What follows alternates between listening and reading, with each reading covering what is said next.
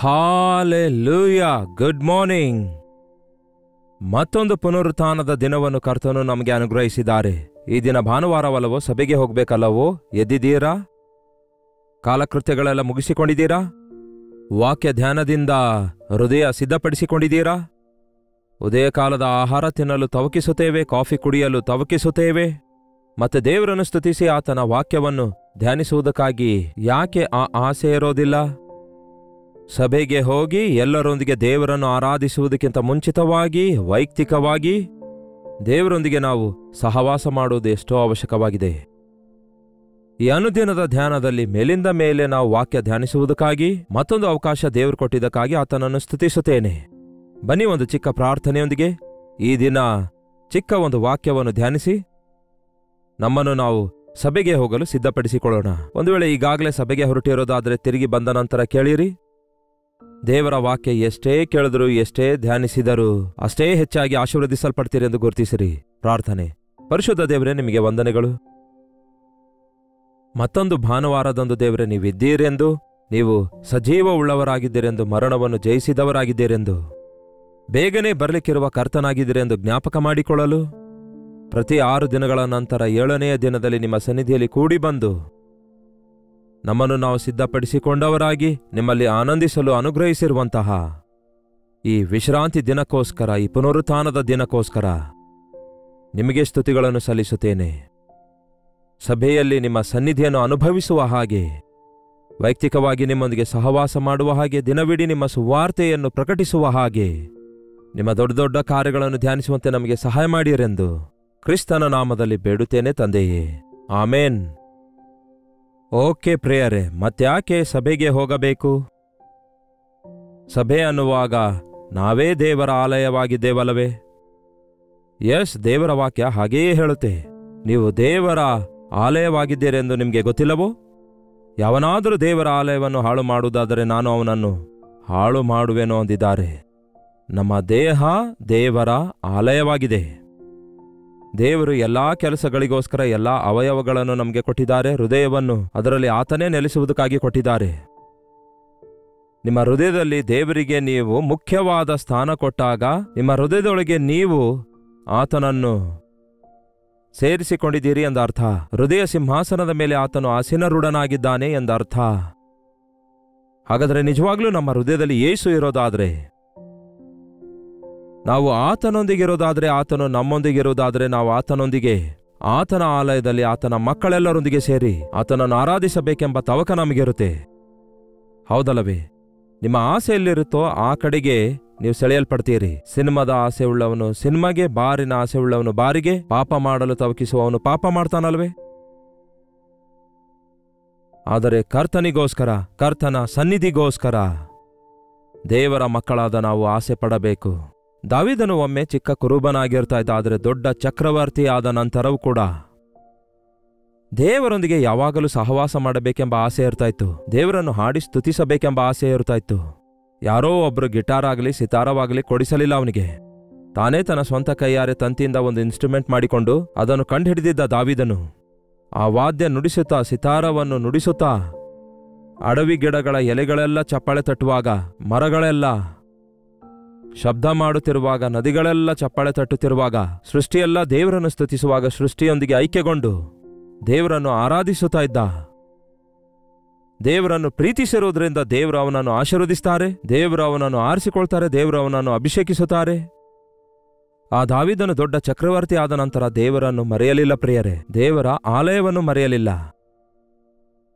ದೇವರಿಗೆ ಆಲಯ ಕಟ್ಟಬೇಕೆಂಬ ಆಸೆ ಮೊಟ್ಟಮೊದಲು ಅವನ ಹೃದಯದೊಳಗಡೆಯೇ ಹುಟ್ಟಿತು. ಸಾಧಾರಣವಾಗಿ ನಾವು ಕೂಡ ಆಲಯ ಕಟ್ಟುವುದು ಈ ದಿನ ಬಹಳ ಸುಲಭ ಆಗ್ಬಿಟ್ಟಿದೆ. ದುಡ್ಡು ಕಾಣಿಕೆ ವಸೂಲಿ ಮಾಡಿ ಈ ದಿನ ಆಲಯ ಕಟ್ಟಿಬಿಡ್ತಿದ್ದೇವೆ. ಕಟ್ಟಡದ ವಿಷಯದಲ್ಲಿ ಹೇಳಬೇಕಾದ್ರೆ ದೇವರು ಹೇಳಿದ್ದಾರೆ, ಆಕಾಶ ನನ್ನ ಸಿಂಹಾಸನ, ಭೂಮಿ ನನ್ನ ಪಾದಪೀಠ. ನೀವು ನನಗೋಸ್ಕರ ಕಟ್ಟುವ ಆಲಯ ಎಷ್ಟರದಾಗಿರುತ್ತೆ? ಆಲಯ ಕಟ್ಟೋದು ದೇವರನ್ನು ಅಲ್ಲಿ ತಂದು ಕೂಡಿಸುವುದಕ್ಕಾಗಿ ಅಲ್ಲ, ನಾವು ಅಲ್ಲಿ ಕೂಡಿ ಬರುವುದಕ್ಕಾಗಿ. ನಾವು ಅಲ್ಲಿಗೆ ಕೂಡಿ ಬರುವಾಗ ಕರ್ತನ ಸನ್ನಿಧಿ ಅಲ್ಲಿಗೆ ಇಳಿದು ಬರುತ್ತೆ. ಹಾಗಾಗಿ ಒಂದು ಪವಿತ್ರಗೊಳಿಸಿರುವ, ಪ್ರತ್ಯೇಕಗೊಳಿಸಿರುವ ಸ್ಥಳದಲ್ಲಿ ನಾವು ಕರ್ತನಿಗಾಗಿ ಸಿದ್ಧಗೊಳ್ಳುವುದು ಒಳ್ಳೆಯದೇ. ದಾವೀದನು ಒಬ್ಬ ರಾಜನಾದ ನಂತರವೂ ಕೂಡ ದೇವರ ಆಲಯವನ್ನು ಪ್ರೀತಿಸುತ್ತಾನೆ. ಅಂದ್ರೆ ಆಲಯಕ್ಕೆ ಏನೇನೋ ಗಿಫ್ಟ್ಗಳನ್ನು ತರಲಿಲ್ಲ. ಕೆಲವರು ಕಾಣಿಕೆಗಳನ್ನು ಉಡುಗೊರೆಗಳನ್ನು ಕೊಡ್ತಾ ಇರ್ತಾರೆ, ಆದರೆ ಆಲಯದೊಳಗೆ ಇರಬೇಕೆಂದು ಆಶಿಸೋದಿಲ್ಲ.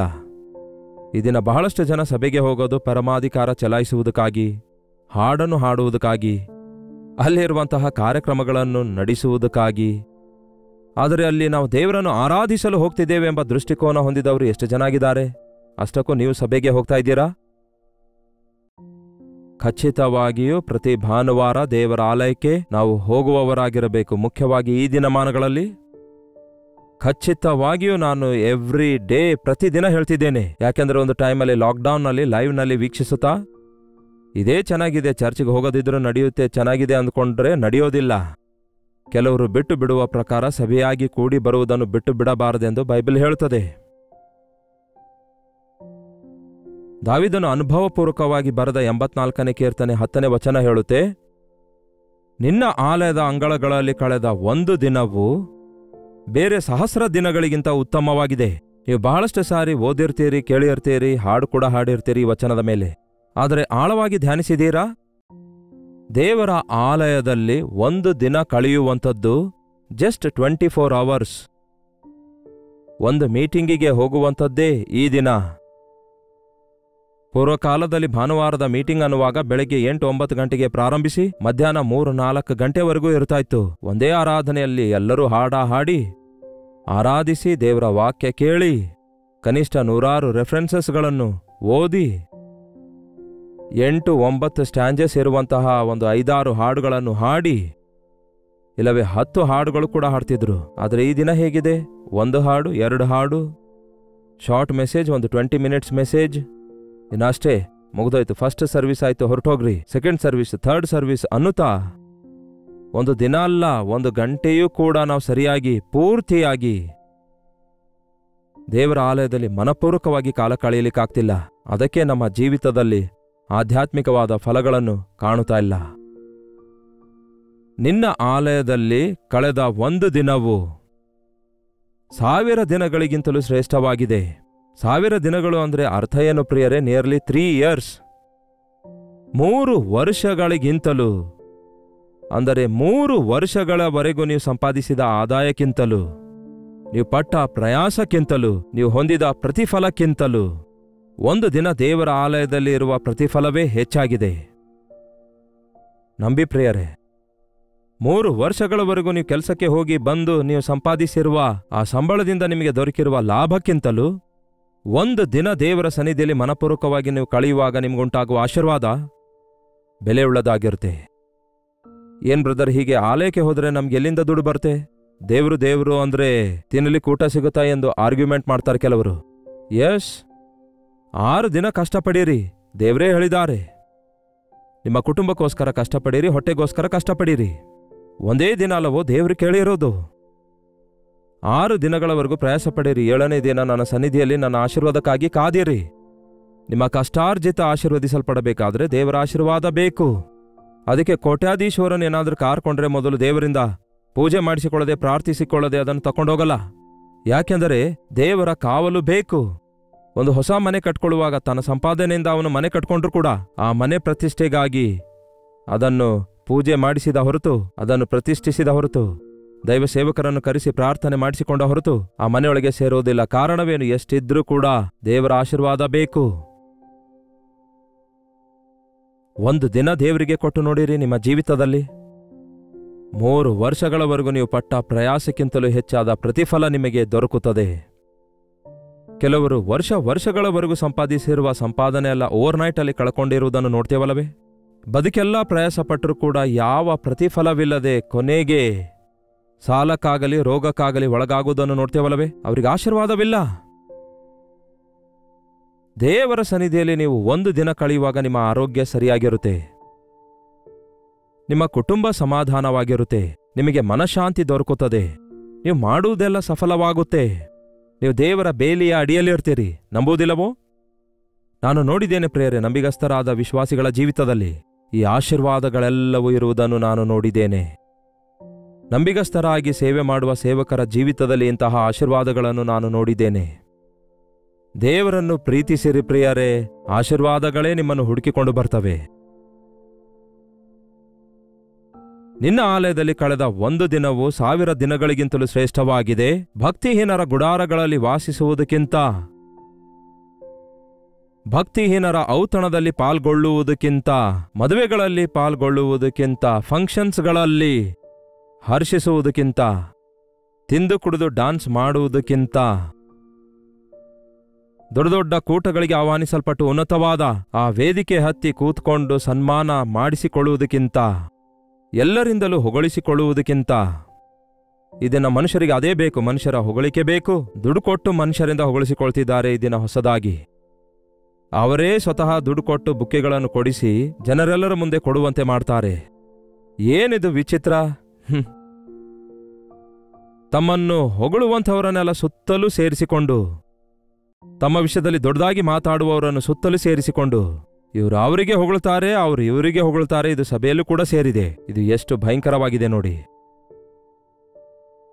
ಈ ಅಂತ್ಯ ದಿನಮಾನಗಳಲ್ಲಿ ದೇವರಿಗಿಂತಲೂ ಸುಖವನ್ನೇ ಹೆಚ್ಚಾಗಿ ಪ್ರೀತಿಸುವವರಿದ್ದಾರೆ. ಮೇಲೆ ಭಕ್ತಿಯುಳ್ಳವರಾಗಿದ್ದು ಅದರ ಶಕ್ತಿಯನ್ನು ಅರಿಯದವರಾಗಿದ್ದಾರೆ. ಮಹಾರಾಜನು ಚಕ್ರವರ್ತಿ ಆದ ನಂತರ ಆ ಮಹಾರಾಜನು ಕೂಡ ಹೇಳ್ತಾನೆ, ಭಕ್ತಿಹೀನರ ಸಮ್ಮುಖದಲ್ಲಿ ಒಬ್ಬ ರಾಜನಾಗಿ ಸನ್ಮಾನ ಹೊಂದುವುದಕ್ಕಿಂತಲೂ ರಾಜನಾಗಿ ಅವನು ಎಲ್ಲಿಗೆ ಹೋದ್ರೂ ಅವನಿಗೆ ಘನಪಡಿಸ್ತಾರೆ. ನೋಡಿ, ಯಾವುದೇ ಒಬ್ಬ ಅಧಿಕಾರಿಗಾಗಲಿ ಕಲೆಕ್ಟರ್ಗಾಗಲಿ ಎಲ್ಲೇ ಹೋಗುವಾಗ ಒಬ್ಬ ಚೀಫ್ ಮಿನಿಸ್ಟರ್ ಪ್ರೈಮ್ ಮಿನಿಸ್ಟರ್ ಬರ್ತಿದ್ದಾರಂದ್ರೆ ಎಷ್ಟೋ ಆರ್ಭಾಟ ಅಲ್ಲಿರುತ್ತೆ ಅಲ್ವೇ?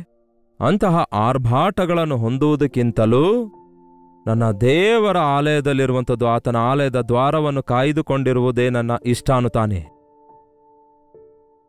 ದೇವರ ಆಲಯದಲ್ಲಿ ನಾನು ಒಬ್ಬ ವಾಚ್ಮ್ಯಾನ್ ಆಗಿದ್ರೂ ಸಾಕು, ನಾನು ಅಲ್ಲಿಗೆ ಹೋಗಿ ಪ್ರಸಂಗ ಮಾಡಿ ಬರ್ತೇನೆ, ಹಾಡು ಹಾಡಲು ಕೊಟ್ಟರೆ ಹಾಡ್ತೇನೆ, ನನಗೆ ಒಂದು ಸೇವೆ ಅವಕಾಶ ಕೊಟ್ಟರೆ ಬರ್ತೇನೆ, ಸಭಾ ಹಿರಿಯರನ್ನಾಗಿ ಮಾಡಿದ್ರೆ ಬರ್ತೇನೆ, ನನಗೆ ಟ್ರೆಜರರ್ ಆಗಿ ಮಾಡೋದಾದ್ರೆ, ನನಗೆ ಸೆಕ್ರೆಟರಿ ಆಗಿ ಮಾಡೋದಾದ್ರೆ, ನನಗೆ ಪ್ರೆಸಿಡೆಂಟ್ ಮಾಡಿದ್ರೆ I will take care of the ministry ಅನ್ನುವಂಥವ್ರು ಇದ್ದಾರೇನೋ. ಆದರೆ ಕೇವಲ ದೇವರ ಆಲಯದಲ್ಲಿದ್ದುಕೊಂಡು ಬಂದಿರುವವರ ಚಪ್ಪಲಿಗಳೆಲ್ಲ ಲೈನ್ ಆಗಿಟ್ಟು ನನಗೊಂದು ಸಣ್ಣ ಕೆಲಸ ಸಿಕ್ಕರೂ ಸಾಕು ದೇವರ ಆಲಯದಲ್ಲಿ. ಬಹಳ ವರ್ಷ ನಾನು ಕೂಡ ಹಾಗೆಯೇ ಕೆಲಸ ಮಾಡಿದೆ. ಆ ಆಶೀರ್ವಾದ ಈ ದಿನಕ್ಕೂ ನನ್ನನ್ನು ಹಿಂಬಾಲಿಸುತ್ತಿದೆ. ದೇವರ ಆಲಯದೊಳಗೆ ಬರುವವರಿಗೆ ನೀರು ಕೊಟ್ಟರು ಸಾಕು, ಒಂದು ಲೋಟ ನೀರು ಕೊಟ್ಟರು ಸಾಕು, ಅದರ ಪ್ರತಿಫಲ ತಪ್ಪೋದಿಲ್ಲ. ದೇವರ ಆಲಯ ಶುಭ್ರಗೊಳಿಸಿಕೊಳ್ಳುವಂಥದ್ರಲ್ಲಿರುವಂತಹ ಆಶೀರ್ವಾದ ಬೇರೆ ಯಾವುದರಲ್ಲಿಲ್ಲ. ದೇವರ ಆಲಯದಲ್ಲಿ ಸೇವೆ ಮಾಡಿದ ಆ ದೇವರ ಸೇವಕನಾದ ಸಮುವೇಲನು ಆಲಯದಲ್ಲಿ ಸೇವೆ ಸಲ್ಲಿಸಿದ ಪ್ರಿಯರೇ, ದೊಡ್ಡ ಪ್ರವಾದಿಯಾದ. ಅವನ ವಿಷಯದಲ್ಲಿ ನೋಡುವಾಗ ಇಸ್ರಾಯೇಲರಲ್ಲಿಯೇ ಅಷ್ಟು ದೊಡ್ಡ ಪ್ರವಾದಿಯಾಗುತ್ತಾನೆ. ಯಾವ ಬೈಬಲ್ ಕಾಲೇಜ್ಗೆ ಹೋಗಲಿಲ್ಲ, ಎಲ್ಲಿಗೂ ಹೋಗಲಿಲ್ಲ, ದೇವರ ಆಲಯದಲ್ಲಿಯೇ ಇದ್ದುಕೊಂಡು ಶುಭ್ರಗೊಳಿಸುತ್ತಾನೆ, ಅದನ್ನು ತೊಳಿತಾನೆ, ಪ್ರಾರ್ಥಿಸಿಕೊಳ್ತಾನೆ. ಈ ದಿನ ನೋಡಿರಿ, ನಾವು ಸಭೆಗೆ ಹೋಗೋದು ಎದಕ್ಕೋಸ್ಕರ? ದೊಡ್ಡಸ್ತಿಕೆಗೋಸ್ಕರವೋ, ನಮಗಿರುವ ವಸ್ತು ವಾಹನಗಳನ್ನು ತೋರಿಸಿಕೊಳ್ಳುವುದಕ್ಕಾಗಿಯೋ, ವಸ್ತ್ರ ತೋರಿಸಿಕೊಳ್ಳುವುದಕ್ಕಾಗಿಯೋ, ನಾವು ಎಷ್ಟು ದೊಡ್ಡವರೆಂದು ಹೇಳಿಕೊಳ್ಳುವುದಕ್ಕಾಗಿಯೋ? ಈ ದಿನ ಅನೇಕರು ದೇವರ ಆಲಯಕ್ಕೆ ಹೋಗುವುದು ಕೂಡ ಒಂದು ಕ್ಲಬ್ಬಿನಂತೆ ಗ್ಯಾದರಿಂಗ್ಗೋಸ್ಕರ ಹೋಗ್ತಿದ್ದಾರೆ, ಒಬ್ಬರನ್ನೊಬ್ಬರು ತೋರಿಸಿಕೊಳ್ಳುವುದಕ್ಕಾಗಿ. ಮೀಟಿಂಗ್ನಲ್ಲಿ ಕೂತ್ಕೊಳ್ಳೋದು ಸ್ವಲ್ಪ ಹೊತ್ತು, ಆನಂತರ ಬೇರೆ ವಿಷಯಗಳಲ್ಲಿ ಎಷ್ಟೋ ಸಮಯ ಕಳೆಯುತ್ತಾರೆ. ನಾನು ಕೆಲವೊಂದು ದೇಶಗಳಲ್ಲಿ ಪ್ರಸಂಗಕ್ಕಾಗಿ ಹೋಗುವ USA ಅಂತಹ ದೇಶದಲ್ಲಿ ಚರ್ಚಸ್ ಬಹಳ ಚಿಕ್ಕದಾಗಿರ್ತವೆ, ಅವರ ಮೀಟಿಂಗ್ ಹಾಲ್ಸ್ ಬಹಳ ದೊಡ್ಡದಾಗಿರ್ತವೆ, ಡೈನಿಂಗ್ ಹಾಲ್ಸ್.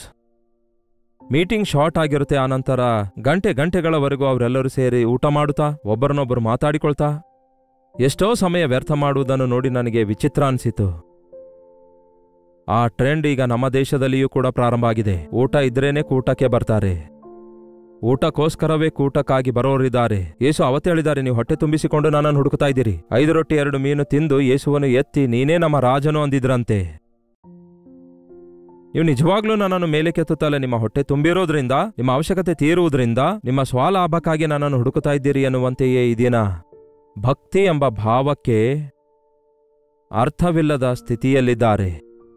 ಆರ್ಭಾಟಕ್ಕೂ ಆಡಂಬರಕ್ಕೂ ದೇವರ ಆಲಯಕ್ಕೆ ಹೋಗುತ್ತೇವೆ ಎನ್ನುವಂಥವರು, ದೇವರ ಕೆಲಸ ಮಾಡುತ್ತೇವೆ ಎನ್ನುವವರಾಗಿರೋದು, ಆಲಯದಲ್ಲಿಯೂ ಕೂಡ ಆಧಿಕ್ಯತೆ ಕೋರಿಕೊಳ್ಳುವಂಥದ್ದು ಎಷ್ಟೋ ವಿಷಾದಕರವಾದ ವಿಷಯವಾಗಿದೆ. ಅದಕ್ಕೆ ಭಕ್ತನಾದ ದಾವೀದನು ತನ್ನ ಮನಪೂರ್ವಕವಾಗಿ ಒಬ್ಬ ದ್ವಾರಪಾಲಕನಾಗಿರುವುದು ಕೂಡ ನನಗಿಷ್ಟವೇ ಅನ್ನುತ್ತಾನೆ. ಡಾಕ್ಟರ್ ಬಿಲಿ ಗ್ರಾಹಂ ಎಷ್ಟೋ ದೊಡ್ಡ ದೈವ ಸೇವಕರಾಗಿ ಎಷ್ಟೋ ಆತ್ಮಗಳನ್ನು ಆ ಕಾಲದಲ್ಲೇ ಸಂಪಾದಿಸುತ್ತಾರೆ. ಸಾವಿರಾರು ಲಕ್ಷಾಂತರ ಜನರಿಗೆ ಸುವಾರ್ತೆ ಪ್ರಕಟಿಸುತ್ತಾರೆ. ಅವರು ಹೇಳ್ತಾರೆ, ಪರಲೋಕಕ್ಕೆ ನಾನು ಹೋದಾಗ ನಾನು ಕಾಲಿಡುವಷ್ಟು ಸ್ಥಳ ನನಗೆ ಸಿಕ್ಕರೆ ಸಾಕು, ಅಲ್ಲಿ ನನಗೆ ಮೆಡಲ್ಸ್ಗಳು ಕಿರೀಟಗಳು ಬೇಕಾಗಿಲ್ಲ. ಕನಿಷ್ಠ ನಾನು ಪರಲೋಕದೊಳಗೆ ಎಂಟರ್ ಆದ್ರೆ ಸಾಕು, ಆ ಭಾಗ್ಯ ನನಗೆ ಕೊಡು ದೇವ್ರೆ ಎಂದು ಪ್ರಾರ್ಥಿಸ್ತಾ ಇದ್ರಂತೆ. ದೇವರ ಆಲಯವನ್ನು ಪ್ರೀತಿಸುವಂಥವರು ದೇವರ ರಾಜ್ಯವನ್ನು ಪ್ರೀತಿಸುತ್ತಾರೆ.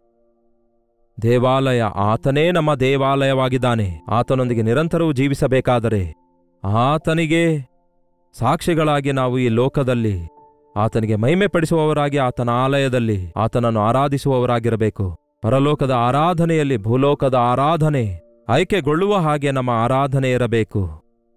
ಬನ್ನಿರಿ, ಸಭೆಗೆ ಹೋಗೋಣ. ಆಧಿಕ್ಯತೆಗಾಗಿ, ಆಡಂಬರಕ್ಕಾಗಲ್ಲದೆ ಕುಗ್ಗಿದ ಜಜ್ಜಿದ ಹೃದಯದಿಂದ ಕರ್ತನನ್ನು ಆರಾಧಿಸೋಣ. ಆತ್ಮದಿಂದಲೂ ಸತ್ಯದಿಂದಲೂ ಆತನನ್ನು ಆರಾಧಿಸೋಣ. ಪ್ರಾರ್ಥನೆ. ಪರಿಶುದ್ಧ ದೇವರೇ, ಪ್ರೀತಿಯುಳ್ಳ ತಂದೆಯೇ, ಈ ಭಾನುವಾರ ನಿಮ್ಮ ಆಲಯಕ್ಕೆ ಹೋಗಿ ನಿಮ್ಮ ಸನ್ನಿಧಿಯಲ್ಲಿ ಕಾಲ ಕಳೆಯುವುದಕ್ಕೂ, ಯಾವುದೇ ಮೂಲೆಯಲ್ಲಿ ಕೂತ್ಕೊಂಡರು, ಯಾವುದೋ ಒಂದು ಮೂಲೆಯಲ್ಲಿ ಕೂತರೂ ಸಾಕು, ನಿಮ್ಮ ಮಾತುಗಳನ್ನು ಯೇಸುವಿನ ಪಾದ ಬಳಿಯಲ್ಲಿ ಮರೆಯಲು ಕೂತ್ಕೊಂಡು ಎಷ್ಟೋ ಶ್ರದ್ಧೆಯಿಂದ ಕೇಳಿದಳಲ್ಲವೇ, ಹಾಗೆಯೇ ನಿಮ್ಮ ಮಾತುಗಳನ್ನು ಕೇಳಿ ಧ್ಯಾನಿಸಲು ನಿಮ್ಮ ಸನ್ನಿಧಿಯಲ್ಲಿ ದೇವರೇ ಆನಂದಿಸುವುದಕ್ಕಾಗಿಯೂ, ದಾವೀದನ ಹಾಗೆ ಸಂತೋಷಿಸುವುದಕ್ಕಾಗಿಯೂ, ನಿಮ್ಮ ಆಲಯದಲ್ಲಿರುವ ನಿಮ್ಮ ಪ್ರಭಾವವನ್ನು, ನಿಮ್ಮ ಮಹಿಮೆಯನ್ನು ಅನುಭವಿಸಿ ನಿಮ್ಮ ಆಶೀರ್ವಾದಗಳಿಂದ ತುಂಬಲ್ಪಡುವಂತೆಯೂ, ನಿಮ್ಮ ಆತ್ಮ ಅಭಿಷೇಕದಿಂದ ತುಂಬಲ್ಪಟ್ಟು ಅನೇಕರಿಗೆ ಆಶೀರ್ವಾದಕರವಾಗಿಯೂ ಆದರ್ಶಕರವಾದ ಜೀವಿತವನ್ನು ಜೀವಿಸುವುದಕ್ಕೂ ನಿಮ್ಮ ನಾಮ ಧರಿಸಿರುವ ನಮ್ಮ ಪ್ರತಿಯೊಬ್ಬರಿಗೂ ಸಹಾಯ ಮಾಡಿರೆಂದು ಕ್ರಿಸ್ತನ ನಾಮದಲ್ಲಿ ಬೇಡುತ್ತೇನೆ ತಂದೆಯೇ, ಆಮೇನ್. ತಂದೆಯಾದ ದೇವರ ಪ್ರೀತಿಯು, ಮಗನಾಗಿರುವ ಕ್ರಿಸ್ತನ ಕೃಪೆಯು, ಆದರಣೆ ಕರ್ತನಾದ ಪವಿತ್ರಾತ್ಮನ ಸಹವಾಸವು ಕೂಡಿ ಬಂದಿರುವ ನಮ್ಮೆಲ್ಲರ ಸಂಗಡ ಇಂದಿಗೂ ಸದಾಕಾಲಕ್ಕೂ ನೆಲೆಯಾಗಿರಲಿ. ಆಮೇನ್. ದೇವರಿಗೆ ಸ್ತೋತ್ರ. ನಿಮ್ಮ ಸಭೆಗಳಿಗೆ ಹೋಗಿರಿ. ಹಾಗೆ ನಿಮ್ಮ ಪ್ರಾರ್ಥನಾ ಮನವಿ 8939731313 ನಂಬರ್ಗೆ ಒಂದು ಟೆಕ್ಸ್ಟ್ ಇಲ್ಲವೇ ವಾಯ್ಸ್ ಮೆಸೇಜ್ ಮೂಲಕ ವಾಟ್ಸಪ್ ಕಳಿಸಿರಿ. ತಪ್ಪದೆ ನಿಮ್ಮೆಲ್ಲರಿಗೋಸ್ಕರ ನಾವು ಪ್ರಾರ್ಥಿಸುತ್ತಿದ್ದೇವೆ. ಕರ್ತನ ಆಲಯದಲ್ಲಿ ದಾವೀದನ ಹಾಗೆ ಈ ದಿನವಿಡೀ ಕಳೆಯುವ ಪ್ರಯತ್ನ ಮಾಡಿಯಿರಿ. ಅದರಿಂದ ದೊರಕುವ ಸಕಲ ಆಶೀರ್ವಾದಗಳನ್ನು ನೀವು ಅನುಭವಿಸುವುದನ್ನು ಕಾಣುತ್ತೀರಿ. ಹಾಗಾಗಿ ತಪ್ಪದೆ ನಿಮ್ಮ ಸಭೆಗಳಿಗೆ ಹೋಗಿ ಕರ್ತನನ್ನು ಆರಾಧಿಸಿರಿ. ಸಭೆಗೆ ಹೋಗಿ ಬಂದ ನಂತರ ನಿಮಗೆ ಸಮಯ ಸಿಕ್ಕಾಗ ಈ ಸಂದೇಶ ಮತ್ತೊಮ್ಮೆ ವೀಕ್ಷಿಸಿ. ದಿನವಿಡೀ ದೇವರೊಂದಿಗೆ ಕಾಲ ಕಳೆಯಿರಿ. ಆಗ ದೇವರ ಆಶೀರ್ವಾದಗಳನ್ನು ನೀವೇ ವೈಯಕ್ತಿಕವಾಗಿ ಅನುಭವಿಸಿ ದೇವರಿಂದ ಎಷ್ಟೋ ಬಲ ಹೊಂದುತ್ತೀರಿ. ಕರ್ತನ ಚಿತ್ತವಿರುವುದಾದರೆ ಮತ್ತೆ ನಾಳೆ ಇದೇ ಅನುದಿನದ ಧ್ಯಾನದಲ್ಲಿ ಭೇಟಿಯಾಗೋಣ. ಅಲ್ಲಿವರೆಗೂ ದೇವರ ಮಹಾಕೃಪೆ ನಿಮ್ಮೆಲ್ಲರೊಂದಿಗಿರಲಿ.